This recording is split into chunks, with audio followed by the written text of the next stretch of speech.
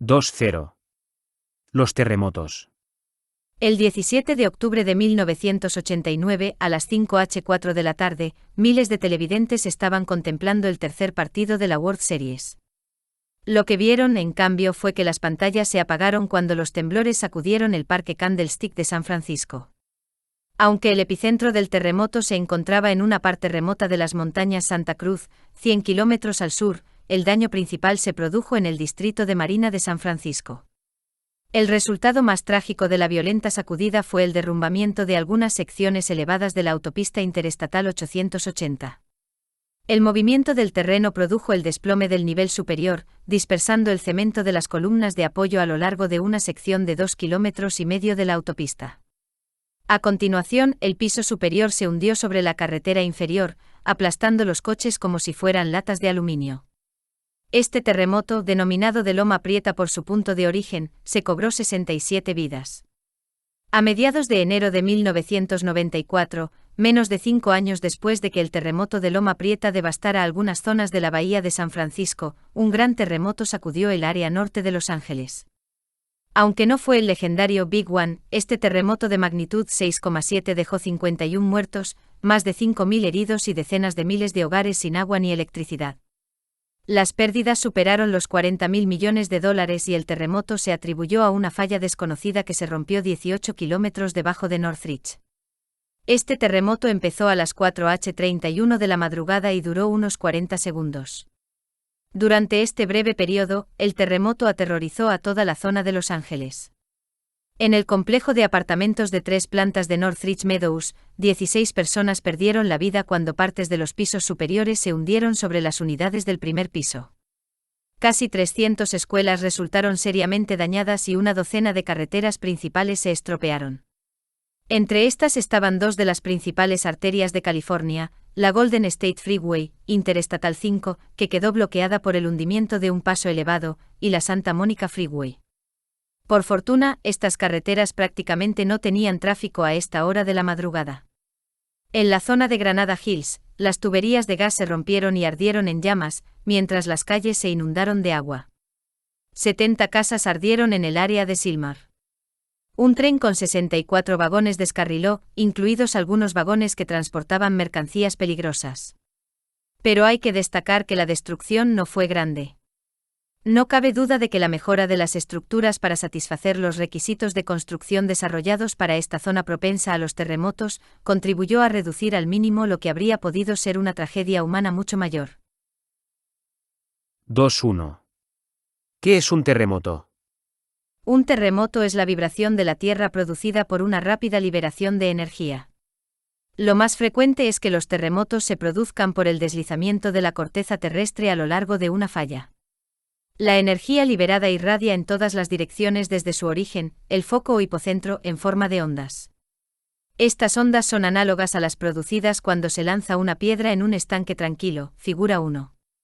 Exactamente igual a como el impacto de la piedra induce el movimiento de ondas en el agua, un terremoto genera ondas sísmicas que irradian a través de la Tierra. Aun cuando la energía de las ondas sísmicas se disipa rápidamente conforme se alejan del foco, instrumentos sensibles localizados por todo el mundo registran el acontecimiento. Más de 300.000 terremotos con intensidad suficiente para dejarse sentir se producen cada año en todo el mundo. Por fortuna, en la mayoría de los casos se trata de temblores pequeños y producen pocos daños. En general, solo tienen lugar unos 75 terremotos significativos cada año, y muchos de ellos se producen en regiones remotas. Sin embargo, a veces se produce un terremoto grande cerca de un centro de población importante. Bajo esas condiciones, un terremoto se cuenta entre las fuerzas naturales más destructivas de la Tierra. El temblor del terreno, junto con la licuefacción de algunos sólidos, siembra la devastación en edificios y otras estructuras. Además, cuando se produce un terremoto en un área poblada, suelen romperse las tuberías del gas y las líneas de energía, lo que causa numerosos incendios. En el famoso terremoto de San Francisco en 1906, gran parte del daño lo causaron los incendios, figura 2. El fuego se vuelve rápidamente incontrolable cuando la ruptura de las tuberías del agua deja a los bomberos sin esta. 2-1-1. Terremotos y fallas. La tremenda energía liberada por las explosiones atómicas o por las erupciones volcánicas puede producir un terremoto, pero esos acontecimientos son relativamente débiles e infrecuentes. ¿Qué mecanismo produce un terremoto destructivo? Existen muchas pruebas de que la Tierra no es un planeta estático. Sabemos que la corteza terrestre se ha levantado en algunas ocasiones, porque hemos encontrado numerosas plataformas de erosión marina antiguas muchos metros por encima del nivel de las mareas más elevadas. Otras regiones muestran evidencias de subsidencia extensa. Además de estos desplazamientos verticales, los desplazamientos de vallas, carreteras y otras estructuras indican que el movimiento horizontal es también común, figura 3. Estos movimientos suelen estar asociados con grandes estructuras de la corteza terrestre denominadas fallas. Normalmente los terremotos se producen a lo largo de fallas preexistentes que se formaron en el pasado lejano a lo largo de zonas de fragilidad de la corteza terrestre. Algunas de ellas son muy grandes y pueden generar grandes terremotos. Un ejemplo es la falla de San Andrés, que es un límite de falla transformante que separa dos grandes secciones de la litosfera terrestre, la placa norteamericana y la placa del Pacífico. Esta extensa zona de falla tiene una dirección noroeste durante cerca de 1.300 kilómetros, a través de gran parte del oeste de California. Otras fallas son pequeñas y producen solo terremotos pequeños e infrecuentes. Sin embargo, la gran mayoría de fallas son inactivas y no generan terremotos. No obstante, incluso las fallas que han permanecido inactivas durante miles de años pueden volver a moverse si los esfuerzos que actúan en la región aumentan lo suficiente. Además, la mayoría de las fallas no son perfectamente rectas ni continuas, por el contrario, consisten en numerosas ramas y fracturas menores que exhiben pliegues y desviaciones. Un patrón de este tipo aparece en la figura B del capítulo anterior, en la que se muestra que la falla de San Andrés es en realidad un sistema formado por varias fallas grandes, no aparecen las innumerables fracturas pequeñas. La mayor parte del movimiento que se produce a lo largo de las fallas puede explicarse de manera satisfactoria acudiendo a la teoría de la tectónica de placas. Según esta teoría, grandes unidades de la corteza terrestre se están moviendo lenta y continuamente. Estas placas móviles interactúan entre sí, deformando las rocas en sus bordes. De hecho, es a lo largo de las fallas asociadas con los bordes de placa donde se produce la mayoría de los terremotos. Además, los terremotos son repetitivos.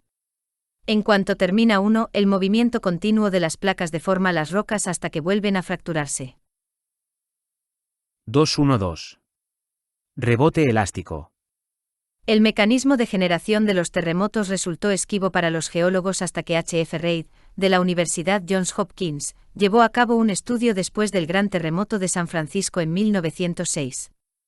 El terremoto estuvo acompañado por desplazamientos horizontales superficiales de varios metros a lo largo de la parte norte de la falla de San Andrés. Las investigaciones de campo determinaron que durante este terremoto la placa del Pacífico se desplazó hacia el norte deslizándose hasta 4,7 metros con respecto a la placa norteamericana adyacente. El mecanismo que Reid dedujo de esta información con respecto a la formación de terremotos se ilustra en la figura 4. En la parte A de la figura, se observa una falla o rotura preexistente en la roca.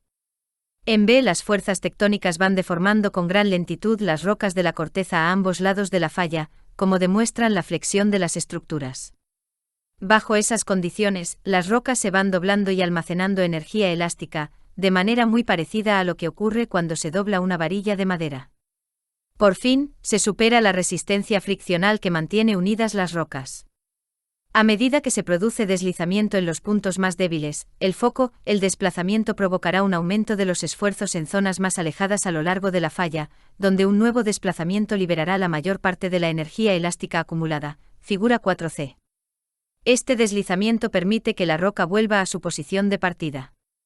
Las vibraciones que conocemos como un terremoto se producen cuando la roca vuelve elásticamente a su forma original. Este salto atrás de las rocas fue denominado rebote elástico por Reid, porque la roca se comporta de manera elástica, de una manera muy parecida a como lo hace un anillo de goma elástica cuando es liberado. En resumen, la mayor parte de los terremotos se produce por la liberación rápida de la energía elástica almacenada en la roca que ha sido sometida a grandes esfuerzos. Una vez superada la resistencia de la roca, ésta se rompe súbitamente, provocando las vibraciones de un terremoto. Se producen también terremotos a lo largo de superficies de falla preexistentes cuando se superan las fuerzas friccionales de estas. 213. Sismos precursores y réplicas. Las intensas vibraciones del terremoto que tuvo lugar en San Francisco en 1906 duraron unos 40 segundos. Gran parte del desplazamiento a lo largo de la falla se produjo en este corto periodo de tiempo, pero los movimientos adicionales a lo largo de esta falla y de otras vecinas se prolongaron varios días después del terremoto principal. Los ajustes que siguen al terremoto principal generan a menudo terremotos más pequeños denominados réplicas. Aunque estas réplicas suelen ser mucho más débiles que el terremoto principal, a veces pueden destruir estructuras ya muy debilitadas. Esto ocurrió, por ejemplo, durante un terremoto en Armenia en 1988. Una gran réplica de magnitud 5,8 destruyó muchas estructuras que habían sido debilitadas por el temblor principal. Además, terremotos pequeños, denominados sismos precursores, suelen preceder al terremoto principal en días o, en algunos casos, en varios años. El control de estos sismos precursores se ha utilizado como medio para predecir la proximidad de terremotos importantes, con éxito diverso. Consideraremos el tema de la predicción de los terremotos en la última sección de este capítulo. 2.2. Ruptura y propagación de un terremoto. Sabemos que las fuerzas que provocan el deslizamiento súbito a lo largo de las fallas son provocadas en última instancia por los movimientos de las placas terrestres. También está claro que la mayoría de fallas están bloqueadas, con excepción de movimientos breves y abruptos que acompañan la ruptura de un terremoto. El motivo principal por el que la mayor parte de las fallas están bloqueadas es que la presión de confinamiento ejercida por la corteza suprayacente es enorme. Por esta razón, las fracturas en la corteza, en esencia, están fuertemente comprimidas. Al final, los esfuerzos que provocan la ruptura de la falla superan la resistencia friccional al deslizamiento. Todavía no se conoce con exactitud qué es lo que desencadena realmente la ruptura inicial. Sin embargo, este acontecimiento marca el inicio de un terremoto. Recordemos que un terremoto empieza en un punto, en profundidad, a lo largo de un plano de falla denominado foco. Aunque los terremotos empiezan en un único punto, implican el deslizamiento a lo largo de una superficie extensa de la falla. En otras palabras, la ruptura inicial empieza en el foco y se propaga, viaja, alejándose del origen, algunas veces en las dos direcciones horizontales a lo largo de la falla, pero a menudo en una sola dirección. De acuerdo con un modelo, el deslizamiento en cualquier lugar a lo largo de una falla se logra de manera casi instantánea, en un abrir y cerrar de ojos. Además, en cualquier momento el deslizamiento se limita a tan solo una zona estrecha a lo largo de la falla, que se desplaza hacia adelante de manera continua. A medida que esta zona de ruptura avanza, puede reducir su velocidad, acelerar o incluso saltar a un segmento cercano de falla. Durante los terremotos pequeños, el deslizamiento total se produce a lo largo de una superficie de falla comparativamente pequeña o en un segmento pequeño de una falla mayor. Así, la zona de ruptura puede propagarse rápidamente y la vida del terremoto es corta. Por el contrario, los grandes terremotos implican el deslizamiento a lo largo de un segmento grande de una falla, que algunas veces puede medir varios cientos de kilómetros de longitud, y por tanto su duración es más prolongada. Por ejemplo, la propagación de la zona de ruptura a lo largo de una falla de 300 kilómetros de longitud duraría alrededor de 1,5 minutos. Por consiguiente, las fuertes vibraciones que la acompañan producidas por un terremoto grande no solo serían más fuertes, sino que también durarían más que las vibraciones producidas por un terremoto pequeño. Puede hacerse una analogía de la propagación de la ruptura de un terremoto con la evolución de una grieta en un parabrisas. Imaginemos que una roca golpea una esquina del parabrisas de un coche y aparece una grieta que atraviesa rápidamente el parabrisas, una distancia de 2 metros, en una décima de segundo. Ahora imaginemos un parabrisas de 300 kilómetros, 300.000 metros, de ancho que representa un segmento grande de una falla. Una grieta que se propaga de un extremo al otro de ese parabrisas, y que se desplaza a la misma velocidad que la grieta del parabrisas del coche tardaría unas 4 horas. Evidentemente, la propagación de un terremoto es mucho más rápida y su escala es considerablemente mayor que una grieta en un parabrisas. Tras revisar cómo se propagan las rupturas de los terremotos, la siguiente pregunta es, ¿por qué los terremotos se detienen en lugar de continuar a lo largo de toda la falla? Las pruebas sugieren que el deslizamiento suele detenerse cuando la ruptura alcanza una sección de la falla en la que las rocas no han sido suficientemente deformadas como para superar la resistencia friccional, lo cual podría suceder en una sección de la falla que haya experimentado recientemente un terremoto. La ruptura también puede pararse si encuentra una doblez suficientemente grande o una discontinuidad a lo largo del plano de la falla. 2.3. La falla de San Andrés, una zona sísmica activa. El sistema de fallas de San Andrés es indudablemente el más estudiado del mundo. A lo largo de los años las investigaciones han demostrado que se produce desplazamiento a lo largo de segmentos discretos que tienen una longitud de 100 a 200 kilómetros. Además, cada segmento de falla se comporta de una manera algo diferente de los otros. Algunas secciones de la falla de San Andrés muestran un desplazamiento lento y gradual conocido como reptación de falla, que ocurre de una manera relativamente suave y, por consiguiente, con poca actividad sísmica apreciable. Otros segmentos se deslizan de manera regular, produciendo terremotos de magnitud pequeña a moderada. Otros segmentos permanecen bloqueados y almacenan energía elástica durante centenares de años antes de romperse, provocando grandes terremotos. El último proceso se describe como movimiento stick-slip, porque la falla exhibe periodos alternativos de comportamiento bloqueado seguidos de deslizamiento súbito y liberación de energía elástica. Se calcula que los grandes terremotos deben ocurrir aproximadamente cada 50 o 200 años a lo largo de estas secciones de la falla de San Andrés que tienen el movimiento que acabamos de describir. Este conocimiento es útil cuando se establece el riesgo sísmico potencial de un segmento dado de la zona de falla. Las fuerzas tectónicas a lo largo de la zona de la falla de San Andrés que fueron responsables del terremoto de San Francisco de 1906 todavía siguen activas. En la actualidad, se utilizan haces de láser y técnicas basadas en el Sistema de Posicionamiento Global, GPS, para medir el movimiento relativo entre los lados opuestos de esta falla. Estas determinaciones revelan un desplazamiento de 2 a 5 centímetros al año.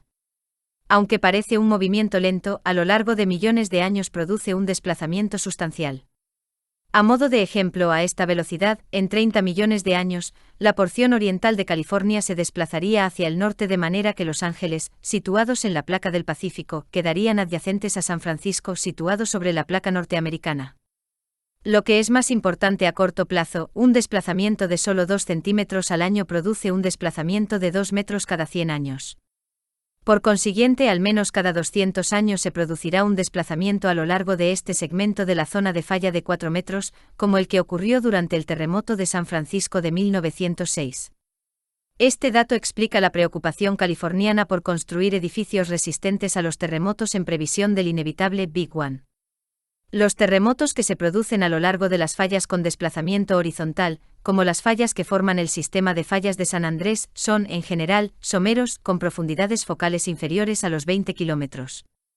Por ejemplo, el terremoto de San Francisco de 1906 implicó movimiento en los 15 kilómetros superiores de la corteza terrestre, e incluso el terremoto de Loma Prieta, en 1989, comparativamente profundo, tuvo una profundidad focal de solo 19 kilómetros. El principal motivo de la actividad somera de esta región es que los terremotos se producen solo donde las rocas son rígidas y exhiben un comportamiento elástico. Recordemos que en profundidad, donde las temperaturas y las presiones de confinamiento son elevadas, las rocas exhiben deformación dúctil. En estos entornos, cuando se supera la resistencia de la roca, se deforma mediante diferentes mecanismos de flujo que producen un deslizamiento gradual lento sin almacenamiento de energía elástica. Por tanto, en general las rocas del interior no pueden generar un terremoto. La principal excepción tiene lugar en los límites convergentes de placa, donde la litosfera fría está en subducción. Véase recuadro 2 del capítulo anterior, donde se da más información sobre la falla de San Andrés. 2.4. Sismología. El estudio de las ondas sísmicas, la sismología, data de los intentos realizados por los chinos, hace casi 2000 años, para determinar la dirección desde la que se originaban dichas ondas. El instrumento sísmico utilizado por los chinos era una gran jarra hueca que probablemente contenía una masa suspendida desde la tapa, figura 5. Esta masa suspendida, similar al péndulo de un reloj, estaba conectada de alguna manera con las mandíbulas de varias figuras de grandes dragones que rodeaban en círculo el envase. Las mandíbulas de cada dragón sostenían una bola de metal. Cuando las ondas de los terremotos alcanzaban el instrumento, el movimiento relativo entre la masa suspendida y la jarra desalojaría algunas de las bolas de metal que caerían en las bocas abiertas de las ranas situadas justo debajo. Probablemente los chinos eran conscientes de que el primer gran movimiento del terreno producido por un terremoto es direccional y que, si es lo bastante intenso, todos los artículos sujetos débilmente se caerían en la misma dirección. Aparentemente los chinos utilizaron este hecho junto con la posición de las bolas desalojadas para detectar la dirección de procedencia de un terremoto. Sin embargo, el complejo movimiento de las ondas sísmicas hace improbable la determinación con cierta regularidad de la dirección real de propagación del terremoto. En principio, al menos, los sismógrafos modernos, instrumentos que registran las ondas sísmicas, no son muy diferentes de los dispositivos utilizados por los chinos antiguos. Estos dispositivos tienen una masa suspendida libremente de un soporte que se fija al terreno, figura 6. Cuando la vibración de un terremoto lejano alcanza el instrumento, la inercia de la masa suspendida la mantiene relativamente estacionaria, mientras que la Tierra y el soporte se mueven. El movimiento de la Tierra con respecto a la masa estacionaria se registra en un tambor giratorio o una cinta magnética. Los terremotos causan movimiento vertical y horizontal del terreno, por consiguiente, se necesita más de un tipo de sismógrafo. El instrumento mostrado en la figura 6 está diseñado para permitir la oscilación de la masa de un lado a otro y, de este modo, la detección del movimiento horizontal del terreno. Normalmente se utilizan dos sismógrafos horizontales, uno orientado de norte a sur y otro de este a oeste. El movimiento vertical del terreno puede detectarse si la masa se suspende de un muelle, como se muestra en la figura 7. Para detectar terremotos muy débiles, o un gran terremoto que se produjo en la otra parte del mundo, los instrumentos sísmicos suelen estar diseñados para resistir la violenta sacudida que se produce muy cerca del origen del terremoto. Los registros obtenidos con los sismógrafos, denominados sismogramas, proporcionan mucha información relativa al comportamiento de las ondas sísmicas. Dicho sencillamente, las ondas sísmicas son energía elástica que irradia en todas las direcciones desde el foco. La propagación, transmisión, de esta energía puede compararse con la sacudida que experimenta la gelatina en un tazón cuando se coge una cucharada. La gelatina tendrá un solo modo de vibración, pero los sismógrafos revelan que el deslizamiento de una masa de roca genera dos grupos principales de ondas sísmicas. Uno de esos grupos de ondas que viajan sobre la parte externa de la Tierra se conoce como ondas superficiales. Otros viajan a través del interior de la Tierra y se denominan ondas de cuerpo. Las ondas de cuerpo se dividen a su vez en dos tipos, que se denominan ondas primarias o P y ondas secundarias o S. Las ondas de cuerpo se dividen en ondas P y S por su modo de viajar a través de los materiales.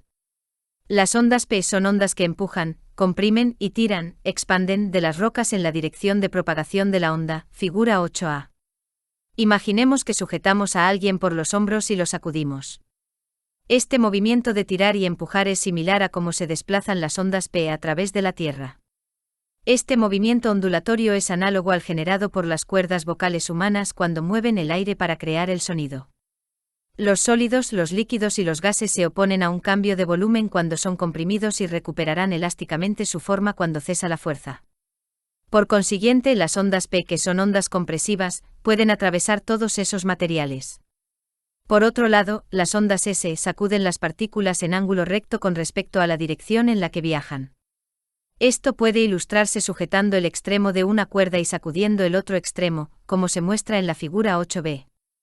A diferencia de las ondas P, que cambian transitoriamente el volumen del material por el que viajan comprimiéndolo y expandiéndolo alternativamente, las ondas S cambian transitoriamente la forma del material que las transmite. Dado que los fluidos, gases y líquidos no responden elásticamente a cambios de forma, no transmitirán las ondas S. El movimiento de las ondas superficiales es algo más complejo. A medida que las ondas superficiales viajan a lo largo del suelo, hacen que éste se mueva y todo lo que descansa sobre él, de manera muy parecida a como el oleaje oceánico empuja un barco. Además de su movimiento ascendente y descendente, las ondas de superficie tienen un movimiento lateral similar a una onda S orientada en un plano horizontal. Este último movimiento es particularmente peligroso para los cimientos de las estructuras. Observando un registro sísmico típico como el mostrado en la figura 9, puede verse una importante diferencia entre estas ondas sísmicas. Las ondas P son las primeras en llegar a la estación de registro, luego llegan las ondas S, y luego las ondas superficiales. Esto es consecuencia de sus velocidades. A modo de ejemplo, la velocidad de las ondas P a través del granito del interior de la corteza es de unos 6 km por segundo. Bajo las mismas condiciones, las ondas S viajan a 3,6 km por segundo. Diferencias de densidad y en las propiedades elásticas de las rocas influyen mucho en las velocidades de las ondas. En general, en cualquier material sólido, las ondas P viajan aproximadamente 1,7 veces más deprisa que las ondas S, y cabe esperar que las ondas superficiales viajen al 90% de la velocidad de las ondas S. Además de las diferencias de velocidad, en la figura 9 se observa también que la altura, o expresado de una manera más correcta, la amplitud de esos tipos de onda varía. Las ondas S tienen una amplitud ligeramente mayor que las ondas P, mientras que las ondas superficiales, que causan la mayor destrucción, tienen una amplitud incluso mayor. Dado que las ondas superficiales están confinadas a una región estrecha próxima a la superficie y no se propagan por el interior de la Tierra como las ondas P y S, conservan su máxima amplitud durante más tiempo. Las ondas superficiales tienen también periodos más largos, intervalo de tiempo entre las crestas, por consiguiente, se suele hacer referencia a ellas como ondas largas o ondas L. Como veremos, las ondas sísmicas son útiles para determinar la localización y la magnitud de los terremotos. Además, proporcionan una herramienta para estudiar el interior de la Tierra. 2.5. Localización de un terremoto. Recordemos que el foco es el lugar del interior de la Tierra donde se originan las ondas sísmicas. El epicentro es el punto de la superficie situado directamente encima del foco, véase figura 11.1. La diferencia de velocidad de las ondas P y S proporciona un método para localizar el epicentro. El principio utilizado es análogo al de una carrera entre dos coches, uno más rápido que el otro. La onda P gana siempre la carrera, llegando por delante de la onda S. Pero cuanto más dure la carrera, mayor será la diferencia en los momentos de llegada a la línea final, estación sísmica. Por consiguiente, cuanto mayor sea el intervalo medido en un sismograma entre la llegada de la onda P y la primera onda S, mayor será la distancia al origen del terremoto. Se ha desarrollado un sistema de localización de los epicentros sísmicos utilizando sismogramas de terremotos cuyos epicentros podían ser identificados fácilmente por evidencias físicas. A partir de esos sismogramas, se han construido gráficas donde se representa la distancia al epicentro frente al tiempo de llegada de la señal, figura 10. Las primeras gráficas de distancia-tiempo se perfeccionaron mucho cuando se dispuso de los sismogramas de las explosiones nucleares, porque se conocían la localización y el momento precisos de la detonación. Utilizando el sismograma de muestra de la figura 9 y las curvas distancia-tiempo de la figura 10, podemos determinar la distancia que separa la estación de registro del terremoto mediante dos operaciones. 1. Determinación, con el sismograma, del intervalo temporal entre la llegada de la onda P y la primera onda S, y 2. Con la gráfica distancia-tiempo. Determinación del intervalo PS en el eje vertical y uso de esa información para determinar la distancia al epicentro en el eje horizontal. A partir de esta información, podemos determinar que este terremoto se produjo a 3.400 kilómetros de distancia del instrumento de registro. Ahora que conocemos la distancia, ¿qué pasa con la dirección? El epicentro podría estar en cualquier dirección desde la estación sísmica. Como se muestra en la figura 11, puede encontrarse la localización precisa cuando se conoce la distancia para 3 o más estaciones sísmicas diferentes. Sobre un globo terrestre trazamos un círculo alrededor de cada estación sísmica. Cada círculo representa la distancia al epicentro para cada estación. El punto donde los tres círculos se cruzan es el epicentro del terremoto. Este método se denomina triangulación. El estudio de los terremotos se fomentó durante los años 60 mediante esfuerzos encaminados a discriminar entre explosiones nucleares subterráneas y terremotos naturales. Estados Unidos estableció una red mundial de más de 100 estaciones sísmicas coordinadas a través de Golden, Colorado. La mayor de ellas, localizada en Billings, Montana, consiste en un conjunto de 525 instrumentos agrupados en 21 grupos que cubren una región de 200 kilómetros de diámetro. Utilizando datos de estos instrumentos, los sismólogos, mediante computadores de gran velocidad, son capaces de distinguir entre las explosiones nucleares y los terremotos naturales, así como de determinar la posición del epicentro de un terremoto. 2.5.1.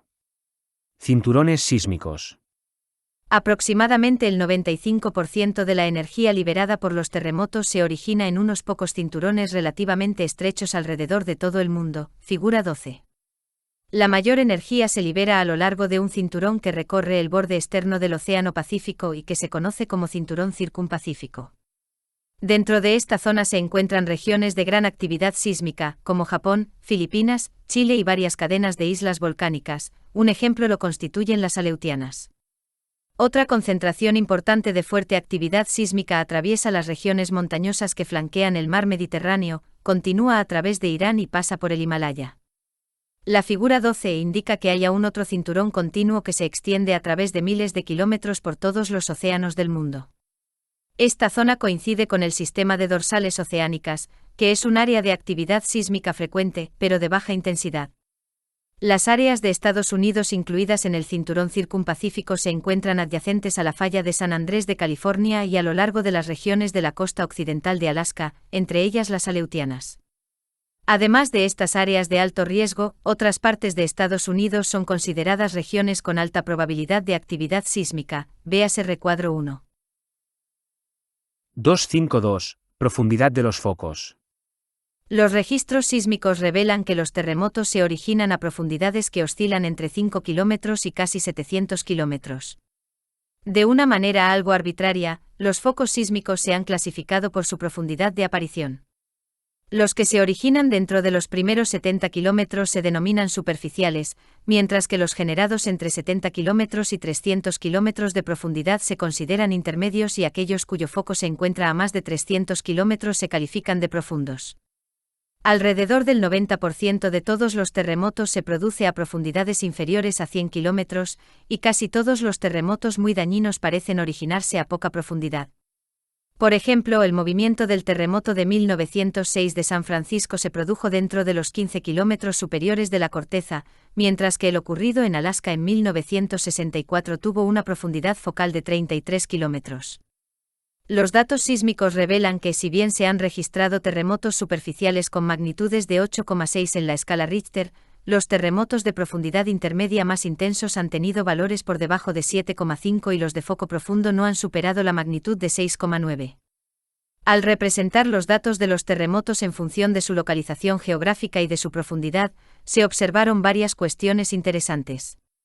En vez de una mezcla aleatoria de terremotos superficiales y profundos, aparecieron algunos modelos de distribución muy definidos, figura 12. Los terremotos generados a lo largo del sistema de dorsales oceánicas siempre tienen un foco superficial y ninguno es muy intenso. Además, se observó que casi todos los terremotos de foco profundo se producían en el cinturón circunpacífico, en particular en las regiones situadas tierra adentro de las fosas oceánicas profundas. En un estudio llevado a cabo en la cuenca del Pacífico se estableció el hecho de que las profundidades focales aumentan con el incremento de la distancia hacia las fosas oceánicas profundas. La figura 12 es una buena ilustración de este fenómeno. Obsérvese, por ejemplo, que en Suramérica las profundidades focales aumentan en dirección al continente desde la fosa Perú-Chile. Estas regiones sísmicas, denominadas zonas de Guadati-Benioff, en honor a los dos científicos pioneros que las estudiaron, se sumergen a un ángulo medio de unos 45 grados en relación con la superficie. ¿A qué se debe que los terremotos estén localizados a lo largo de una zona estrecha que se inclina hasta casi alcanzar los 700 kilómetros de profundidad hacia el interior de la Tierra? Consideraremos esta pregunta más adelante en este mismo capítulo. 2.6. Medición de las dimensiones sísmicas. Históricamente los sismólogos han utilizado varios métodos para obtener dos medidas fundamentalmente diferentes que describen el tamaño de un terremoto, la intensidad y la magnitud. La primera que se utilizó fue la intensidad, una medición del grado de temblor del terreno en un punto determinado basada en la cantidad de daños. Con el desarrollo de los sismógrafos, se hizo evidente que una medición cuantitativa de un terremoto basada en los registros sísmicos era más conveniente que los cálculos personales inexactos.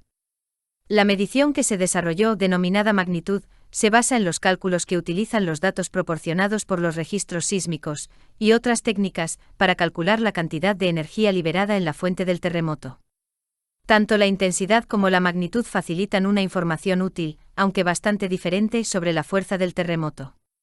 Por consiguiente, ambas medidas todavía se utilizan para describir las dimensiones relativas de los terremotos.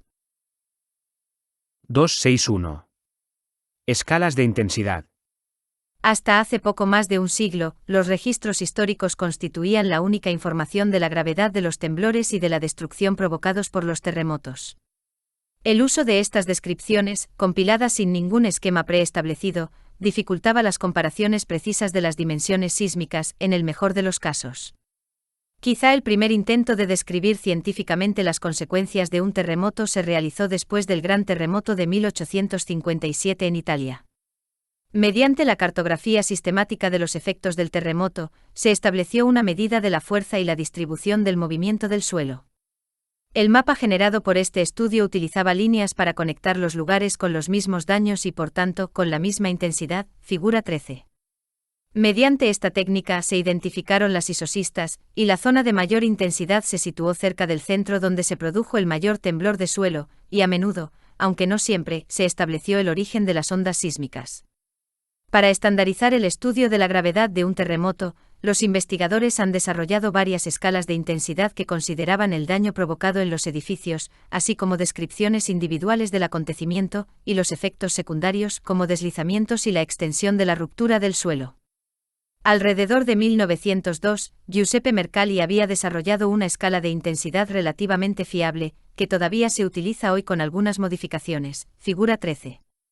La escala de intensidad modificada de Mercalli, que se muestra en la tabla 1, se desarrolló utilizando como estándar los edificios de California, pero su uso es apropiado en la mayor parte de Estados Unidos y Canadá, para calcular la fuerza de un terremoto. Por ejemplo, si un terremoto destruye algunas estructuras de madera bien construidas y la mayoría de los edificios de mampostería, se asignaría una intensidad de 10 en la escala de Mercalli a la región, tabla 1. A pesar de su utilidad para suministrar a los sismólogos una herramienta para comparar la gravedad de un terremoto, en especial en las regiones donde no hay sismógrafos, las escalas de intensidad tienen graves inconvenientes. En particular, las escalas de intensidad se basan en los efectos, en gran medida la destrucción, de los terremotos, que dependen no solamente de la gravedad del temblor del suelo, sino también de factores como la densidad de población, el diseño de los edificios y la naturaleza de los materiales superficiales. El modesto terremoto de magnitud de 6,9 ocurrido en Armenia en 1988 fue extremadamente destructivo, fundamentalmente debido a la baja calidad de construcción de los edificios, mientras que el sismo que azotó la Ciudad de México en 1985 fue devastador debido a los sedimentos blandos sobre los cuales descansa la ciudad. Por tanto, la destrucción producida por los terremotos no es una medida verdadera de la dimensión real del terremoto. 262. Escalas de magnitud. Con el fin de comparar los terremotos en todo el mundo, era necesaria una medición que no se basara en parámetros que varían considerablemente de una parte del mundo a otra, como los tipos de construcción. Por consiguiente, se desarrolló una serie de escalas de magnitud. Magnitud de Richter. En 1935 Charles Richter, del Instituto de Tecnología de California, desarrolló la primera escala de magnitud utilizando los registros sísmicos para calcular las dimensiones relativas de los terremotos. Como se muestra en la figura 14, la escala de Richter se basa en la amplitud de la mayor onda sísmica, PS, u onda superficial, registrada en un sismógrafo. Dado que las ondas sísmicas se debilitan a medida que la distancia entre el foco sísmico y el sismógrafo aumenta, de una manera parecida a la luz, Richter desarrolló un método que considera la disminución de la amplitud de onda con el incremento de la distancia. En teoría, siempre que se utilizaran los mismos instrumentos, o unos equivalentes, todas las estaciones de control obtendrían la misma magnitud de Richter para cada terremoto registrado. Richter seleccionó el sismógrafo Wood-Anderson como dispositivo de registro normalizado. No obstante, en la práctica, las diferentes estaciones de registro a menudo obtenían magnitudes de Richter ligeramente diferentes para el mismo terremoto, como consecuencia de las variaciones en los tipos de roca a través de los cuales se desplazaban las ondas.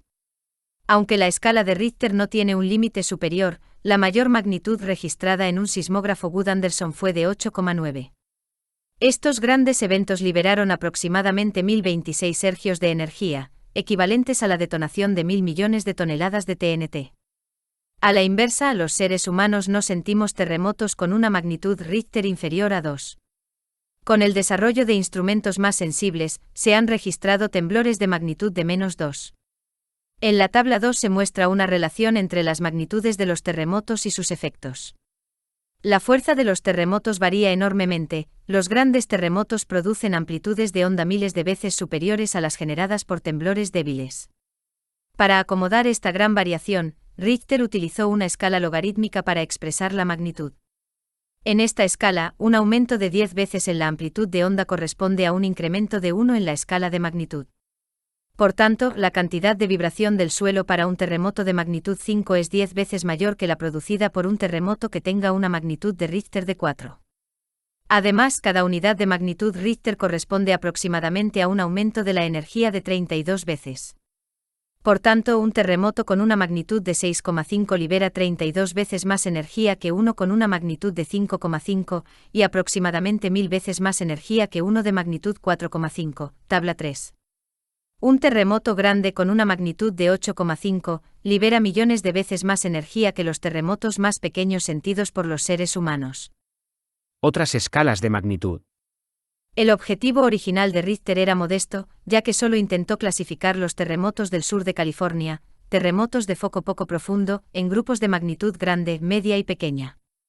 Así, la magnitud de Richter se diseñó para estudiar los terremotos próximos, o locales, y se indica con el símbolo ML, en el que M corresponde a magnitud y L a local. La ventaja de describir el tamaño de un terremoto utilizando un único número que podía calcularse rápidamente a partir de los sismogramas, hace de la escala de Richter una herramienta potente.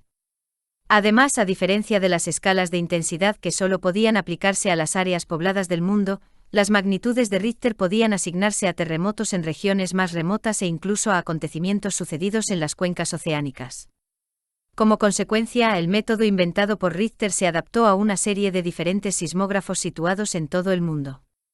Con el tiempo, los sismólogos modificaron el trabajo de Richter y desarrollaron nuevas escalas de magnitud. Cada una especificaba un tipo particular de onda y un periodo, tiempo entre la llegada de las crestas de onda, para calcular la magnitud.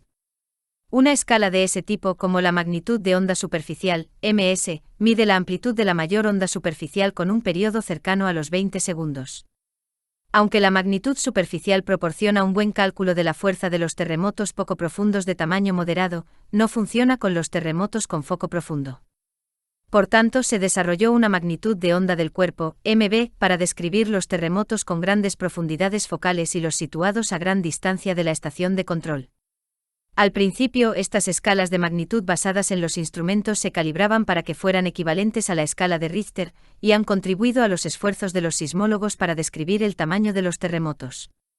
Sin embargo, a pesar de su utilidad, ninguna de estas escalas de magnitud sirve para describir terremotos muy grandes. Por ejemplo, el terremoto de San Francisco en 1906 y el terremoto de Alaska en 1964 tienen aproximadamente las mismas magnitudes de Richter, y las mismas magnitudes de onda superficial. No obstante, el terremoto de Alaska liberó considerablemente más energía que el sismo de San Francisco, según el tamaño de la zona de falla y el desplazamiento que se observaron.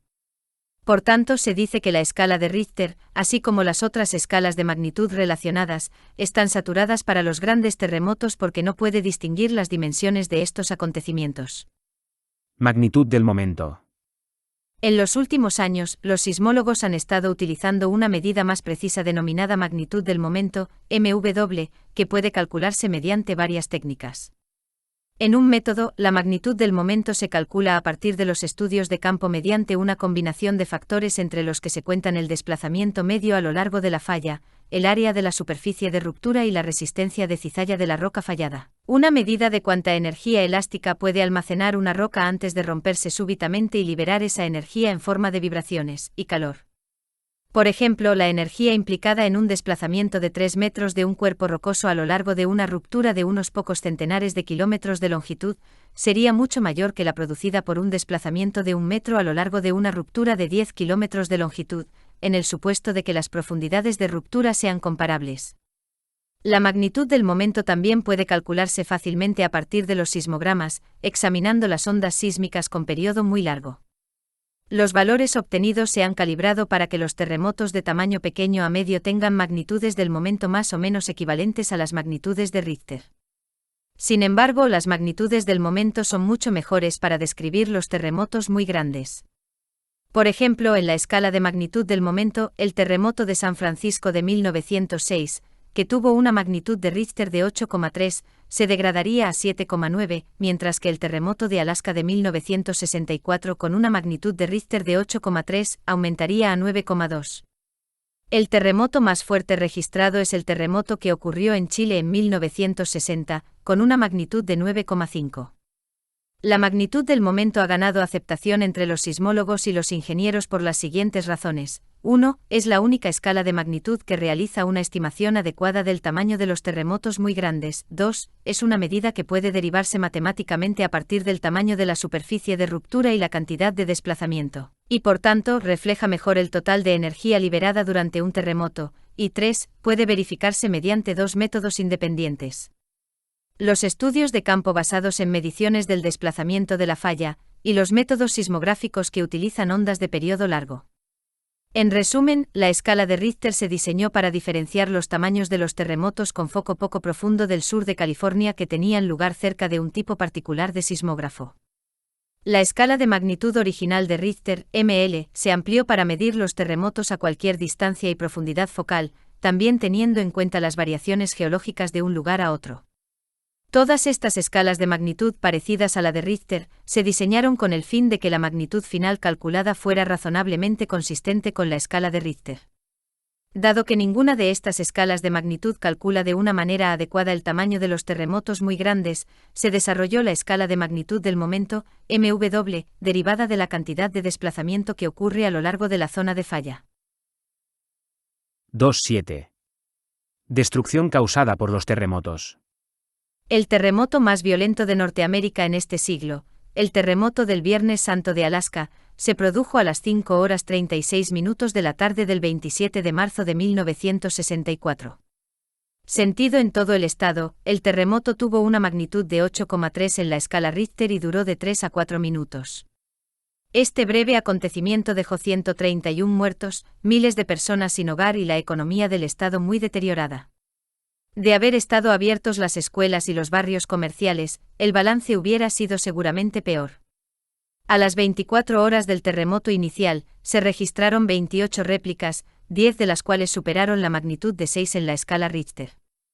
La localización del epicentro y las ciudades más golpeadas por el terremoto se muestran en la figura 15. Muchos factores determinan el grado de destrucción que acompañará a un terremoto. Los más obvios son la magnitud del terremoto y su proximidad a un área poblada. Afortunadamente, la mayoría de los terremotos son pequeños y se producen en regiones remotas de la Tierra. Sin embargo, se producen unos 20 terremotos importantes al año, uno o dos de los cuales pueden ser catastróficos. Durante un terremoto, la región comprendida en un radio de entre 20 y 50 kilómetros con respecto al epicentro experimentará aproximadamente el mismo grado de vibraciones, pero más allá de este límite, la vibración se debilita rápidamente. A veces, durante terremotos que ocurren en el interior continental estable, como el terremoto de Nuevo Madrid en 1811, el área de influencia puede ser mucho mayor. El epicentro de este terremoto estaba localizado directamente al sur de Cairo, Illinois, y las vibraciones se sintieron desde el Golfo de México hasta Canadá, y desde las Rocosas hasta las playas del Atlántico. 2.7.1. Destrucción causada por las vibraciones sísmicas. El terremoto de Alaska en 1964 proporcionó a los geólogos nuevas pistas sobre el papel del movimiento del suelo como fuerza destructiva. A medida que la energía liberada por un terremoto viaja a lo largo de la superficie terrestre, hace que el suelo vibre de una manera compleja, moviéndose hacia arriba y hacia abajo, así como de un lado a otro. La magnitud del daño estructural atribuible a las vibraciones depende de varios factores, entre ellos, 1. La intensidad, 2. La duración de las vibraciones, 3. La naturaleza del material sobre el que descansan las estructuras y 4. El diseño de la estructura. Todas las estructuras de múltiples pisos de Anchorage fueron dañadas por las vibraciones. Los mejor parados fueron los edificios residenciales con estructura de madera, más flexible. Sin embargo, muchos hogares fueron destruidos cuando el suelo falló. Un ejemplo destacable de cómo las variaciones de construcción afectan los daños provocados por un terremoto se muestran en la figura 16.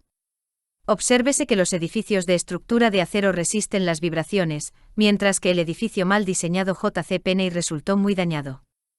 Los ingenieros han aprendido que los edificios de albañilería no reforzada son la amenaza más grave a la seguridad durante los terremotos. Casi todas las estructuras grandes de Anchorage se destruyeron, aun cuando estaban construidas según las recomendaciones del Uniform Building Code de previsión de terremotos. Quizá algo de esa destrucción pueda atribuirse a la duración inusualmente larga de este terremoto. En la mayoría de los seísmos los temblores duran menos de un minuto. Por ejemplo, el terremoto de Northridge de 1994 se sintió durante unos 40 segundos, y las fuertes vibraciones del terremoto de Loma Prieta, en 1989, duraron menos de 15 segundos. Pero el terremoto de Alaska actuó de 3 a 4 minutos. Amplificación de las ondas sísmicas. Aunque la región situada entre los 20 y los 50 kilómetros del epicentro experimentará más o menos la misma intensidad de sacudida del terreno, la destrucción varía considerablemente dentro de esta área. Esta diferencia es atribuible sobre todo a la naturaleza del suelo sobre el que están construidas las estructuras. Los sedimentos blandos, por ejemplo, amplificarán las vibraciones en general más que el sustrato de roca sólida. Por tanto, los edificios localizados en Anchorage, que estaban situados en sedimentos no consolidados, experimentaron un gran daño estructural. Por el contrario, gran parte de la ciudad de Whittier, aunque mucho más próxima al epicentro, descansa sobre un basamento firme de granito y, por consiguiente, sufrió mucho menos daño. Sin embargo, Whittier fue dañada por la ola de un maremoto, descrito en la siguiente sección. El terremoto mexicano de 1985 proporcionó a los sismólogos y a los ingenieros un vívido recordatorio de lo que habían aprendido desde el terremoto de Alaska de 1964. La costa mexicana, donde se centró el terremoto, experimentó temblores inusualmente ligeros, pese a la fuerza del seísmo. Como cabía esperar, las ondas sísmicas se debilitaron progresivamente al aumentar la distancia desde el epicentro. Sin embargo, en la sección central de la Ciudad de México, a casi 400 kilómetros del origen, las vibraciones se intensificaron hasta 5 veces más que las experimentadas en los distritos de las afueras. Gran parte de este movimiento amplificado del terreno puede atribuirse a los sedimentos blandos, restos del lecho de un antiguo lago, que subyace en algunas zonas de la ciudad, véase recuadro 2. Licuefacción. En áreas donde los materiales no consolidados están saturados con agua, las vibraciones de los terremotos pueden generar un fenómeno conocido como licuefacción, liqueo igual a fluido, facio igual a hacer. Bajo esas condiciones, lo que había sido un suelo estable se convierte en un fluido móvil que no es capaz de soportar edificios ni otras estructuras. Como consecuencia, los objetos situados bajo tierra, como tanques de almacenamiento y conducciones de alcantarillado, pueden flotar literalmente hacia la superficie. Los edificios y otras estructuras superficiales pueden hundirse. Durante el terremoto de Loma Prieta en 1989, en el distrito Marina de San Francisco, los cimientos se hundieron y géiseres de arena y agua salieron disparados del suelo, indicando que se había producido licuefacción. Figura 17. Seiches. Los efectos de los grandes terremotos pueden sentirse a miles de kilómetros de su origen. El movimiento del terreno puede generar seiches, chapoteo rítmico del agua en lagos, embalses y cuencas cerradas como la del Golfo de México. El terremoto de 1964 de Alaska, por ejemplo, generó olas de 2 metros en la costa de Texas, que dañaron embarcaciones pequeñas, mientras que se notaron ondas mucho menores en las piscinas de Texas y Luisiana. Los seiches pueden ser particularmente peligrosos cuando ocurren en presas de tierra. Se sabe que estas olas chapotean sobre los muros del embalse y debilitan la estructura, poniendo así en peligro las vidas de quienes viven corriente abajo. 272. Tsunamis. Muchas muertes asociadas con el terremoto que azotó Alaska en 1964 fueron causadas por maremotos o tsunamis, su igual a puerto, nami igual a olas. Estas olas destructivas son a menudo denominadas olas de marea por los medios de comunicación. Sin embargo, este nombre es inapropiado, pues estas olas son generadas por los terremotos, no por el efecto mareal de la Luna ni el Sol. Los tsunamis son consecuencia casi siempre del desplazamiento vertical a lo largo de una falla situada en el suelo oceánico o de un gran deslizamiento submarino provocado por un terremoto. Figura 18. Una vez creado, un tsunami recuerda las ondulaciones formadas cuando se lanza una piedra a un estanque. Al contrario que estas últimas, el tsunami avanza a través del océano a velocidades asombrosas de 500 a 950 km por hora. Pese a esta notable característica, un tsunami puede pasar desapercibido en mar abierto porque su altura suele ser inferior a 1 metro y la distancia entre las crestas de las olas grandes, oscilar entre 100 y 700 kilómetros. Sin embargo, después de entrar en las aguas costeras menos profundas, estas olas destructivas se ralentizan y el agua empieza a apilarse hasta alturas que a veces superan los 30 metros. Figura 18. A medida que la cresta de un tsunami se acerca a la costa, surge como una elevación rápida del nivel del mar con una superficie turbulenta y caótica. Un tsunami puede ser muy destructivo, figura 19. Normalmente la primera advertencia de aproximación de un tsunami es una retirada relativamente rápida de agua de las playas. Los residentes de la costa han aprendido a hacer caso de esta advertencia y a desplazarse a un terreno más elevado, pues de 5 a 30 minutos después, el retroceso del agua va seguido de una oleada capaz de extenderse centenares de metros tierra adentro. De una manera sucesiva, cada oleada va seguida de una retirada rápida del agua mar adentro. El tsunami generado por el terremoto de Alaska de 1964 infligió un grave daño a las comunidades próximas al Golfo de Alaska, destruyendo completamente la ciudad de Chenega. Kodiak también resultó muy dañada y la mayor parte de su flota pesquera fue destruida cuando un maremoto arrastró los buques hasta el distrito comercial. Se atribuyen a este tsunami 107 muertos. Por el contrario, solo 9 personas murieron en Anchorage como consecuencia directa de las vibraciones.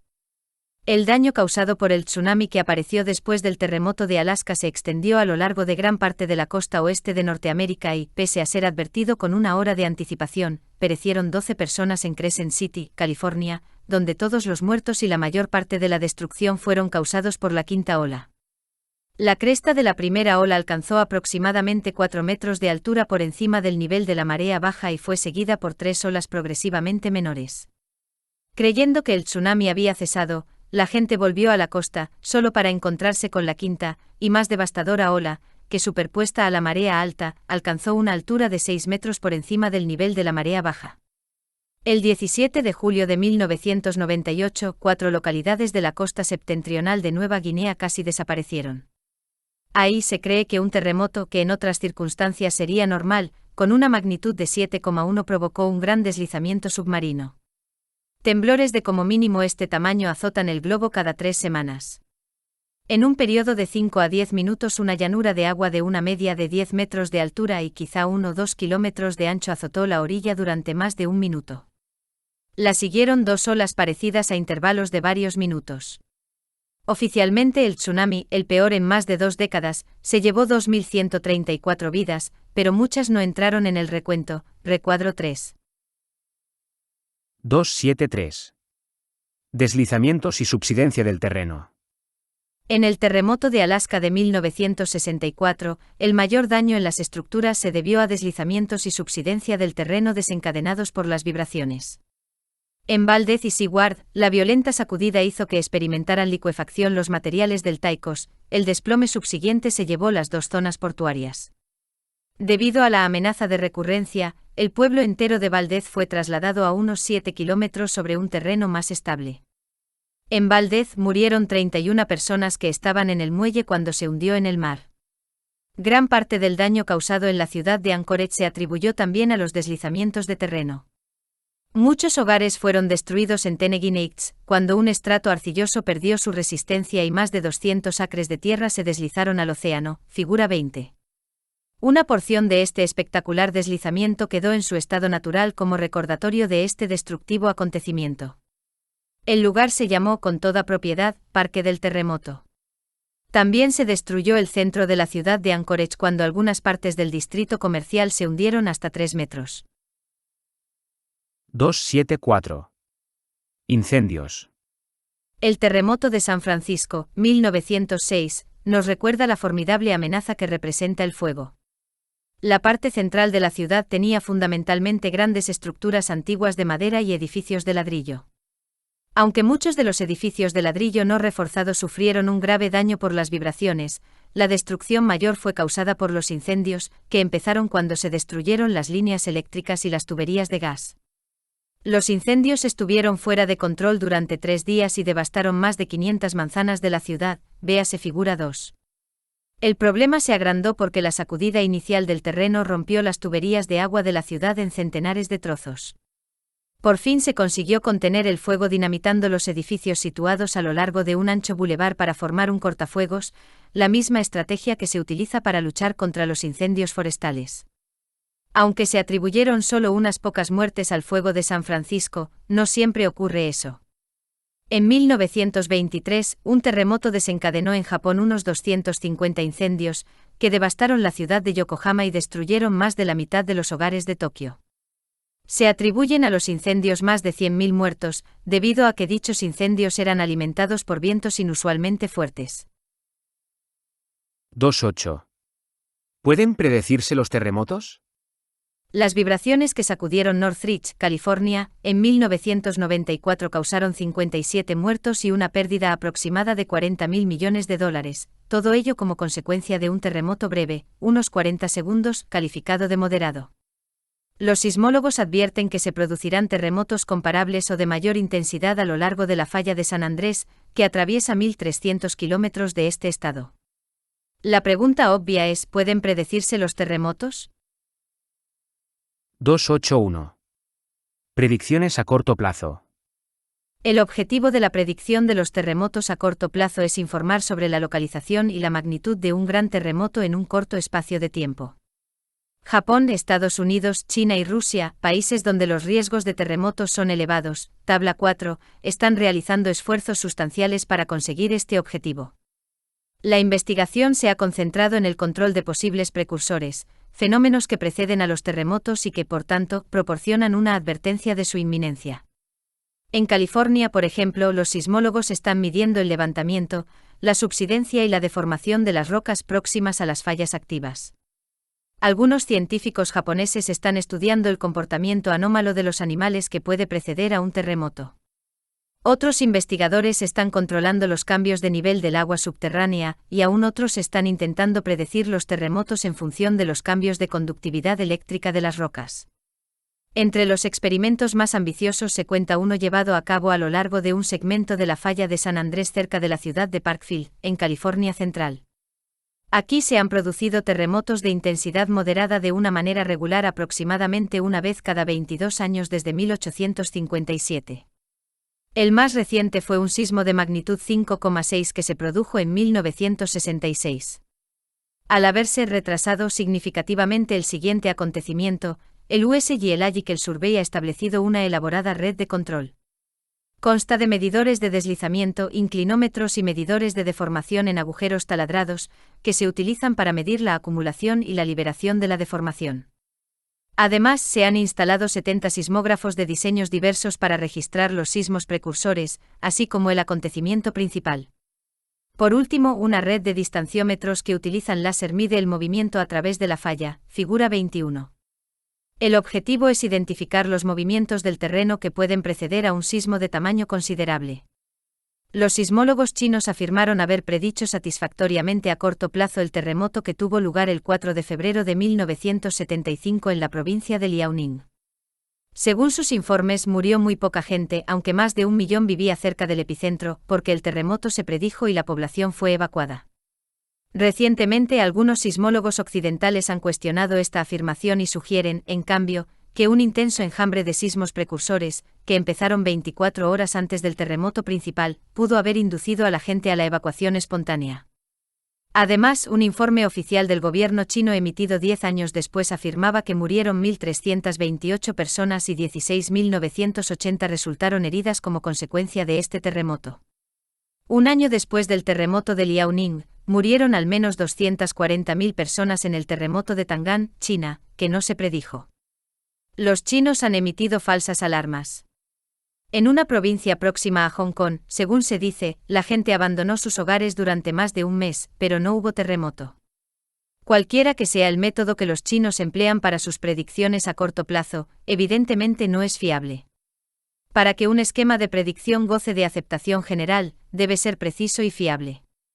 Por tanto, debe tener un pequeño nivel de incertidumbre con respecto a la localización y el momento, y debe producir pocos fracasos o alarmas falsas.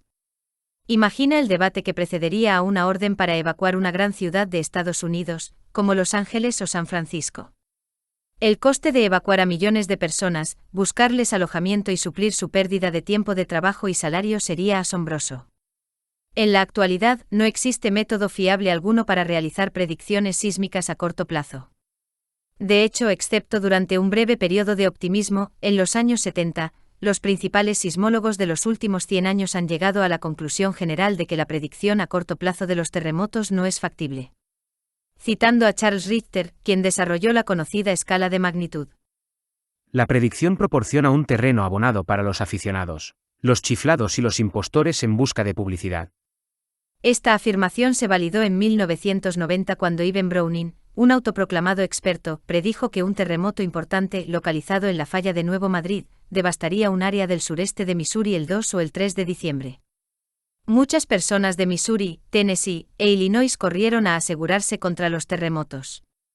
Algunas escuelas e industrias cerraron, hasta quienes vivían al norte de Illinois se quedaron en casa por no correr el riesgo de ir a trabajar.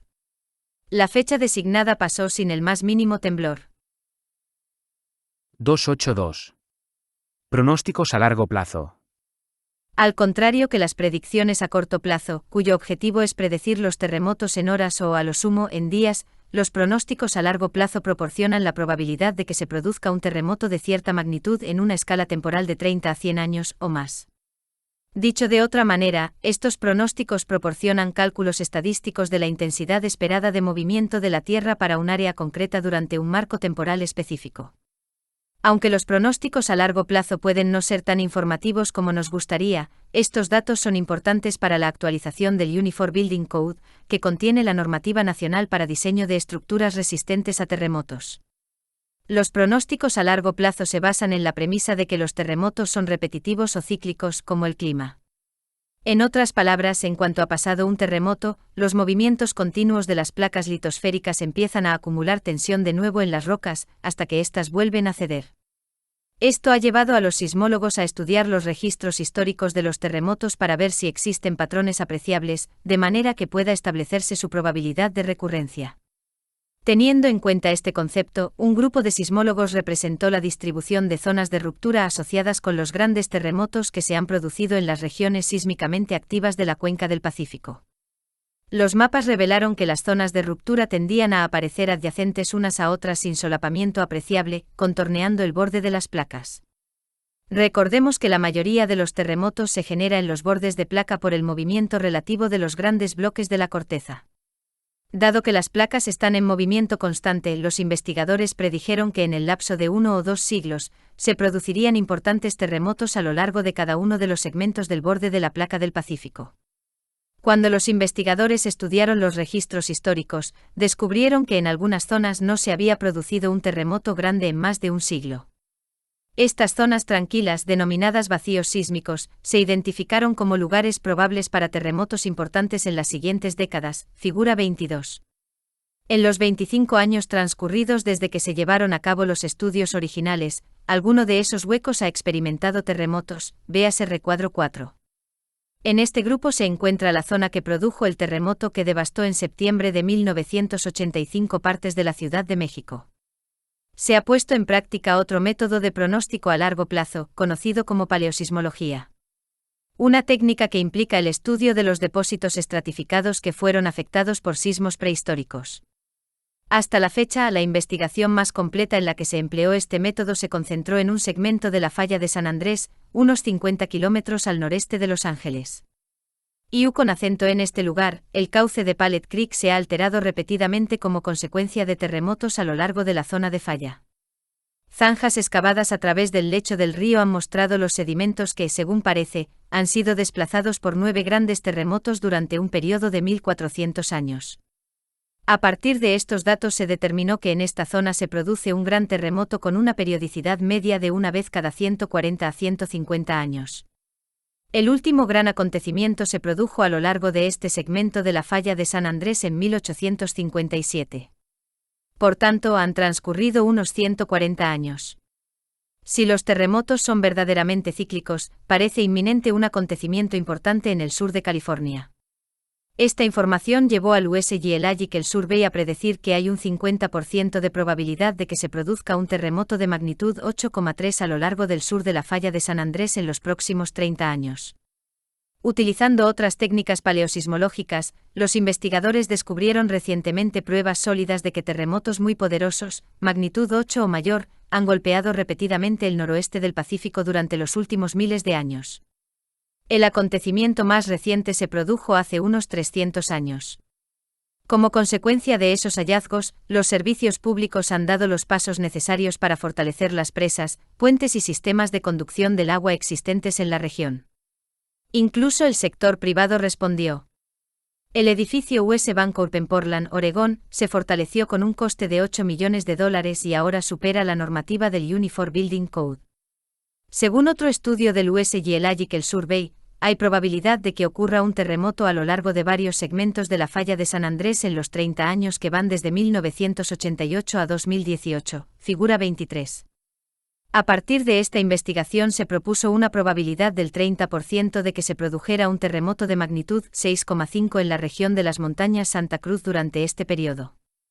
De hecho, se produjo el terremoto de Loma Prieta en 1989, de magnitud 6,9. La región situada a lo largo de la falla de San Andrés a la que se atribuye la mayor probabilidad, 90%, de generar un terremoto es la sección de Parkfield. La actividad en esta zona ha sido muy regular desde que se empezaron a llevar registros en 1857. Aunque esta sección ha experimentado terremotos con una media de 1 cada 22 años, el último ocurrió en 1966, han pasado más de 12 años y seguimos sumando. A otra región comprendida entre Parkfield y las montañas Santa Cruz se atribuye una probabilidad muy baja de generar un terremoto. Esta área ha experimentado muy poca actividad sísmica en tiempos históricos, antes bien, exhibe un movimiento lento y continuo conocido como reptación de falla. Ese movimiento es beneficioso porque evita la acumulación de tensión a grandes niveles en las rocas. En resumen, parece que las mejores perspectivas de hacer predicciones útiles sobre los terremotos radican en pronosticar las magnitudes y las localizaciones en escalas temporales de años, o incluso decenios. Estos pronósticos son importantes porque proporcionan información útil para desarrollar el Uniform Building Code y ayudan en la planificación del uso del terreno. 2.9. Terremotos, pruebas de la tectónica de placas.